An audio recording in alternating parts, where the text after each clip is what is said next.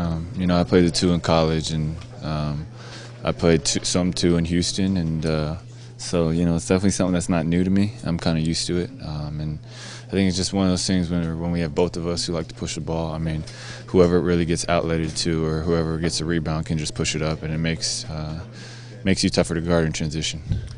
Jeremy, when you're playing two, are there opportunities, like if you want to run a screen roll with Ed, can you go to the top and get the ball in certain situations? How much control do you have in what types of plays you're able to do? You have less control, for sure, but I think that's just one of those things where as long as me and Ronnie are in communication, we can always figure it out.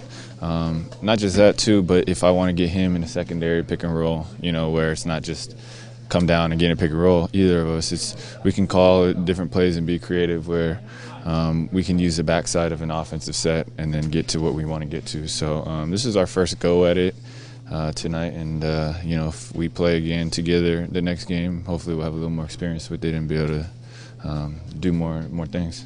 What do you focus on defensively when you're guarding twos instead of ones?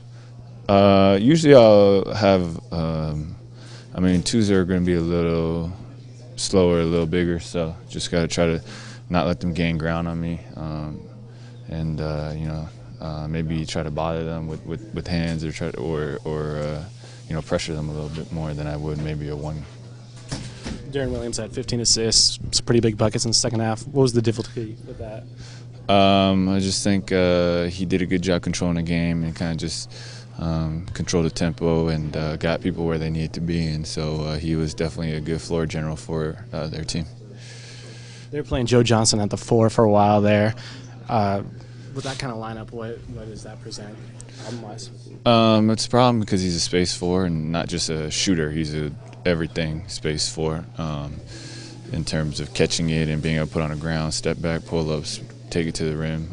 But then there's always the flip side, and so whether it's offensive rebounds for us or getting down low to ISO him on the block, different things like that. Hey, we've been dealing with this for a few months now, just with Nick kind of not finding his shot. Is there ways that you continue to try to just get him going or get him an easy bucket, or to just try to get that fun back in his game? Yeah, definitely.